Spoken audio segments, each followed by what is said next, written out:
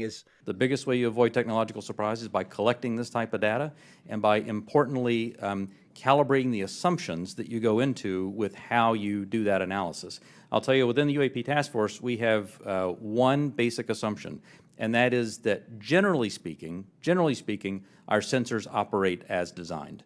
And we make that assumption because many times these are multi-sensor collections. We make no assumptions about the origin of this or that there may or may not be some sort of technology that we don't understand. That's, I think, the key to avoiding technological surprises by calibrating those assumptions. Generally speaking, our sensors operate as designed. And I thought both of you might be salivating at that comment. So I will open the floor to both of you. Rams, if you want to start, and then I can see Mick is already spinning up for that one. Well, Mick, you go first. Well, it's funny because in the UAP report, they very specifically said that some of these anomalous readings may be sensor errors.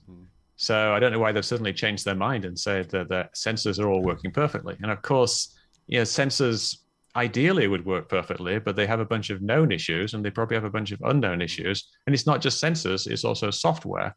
And the way that software integrates the sensor readings with the broader picture that is being displayed to the pilots and software. I'm a former software engineer and I still program, and I know that it's very difficult to make fault-free software, especially when you get a new version. We've all had the experience of having our computers upgrade and then stop working.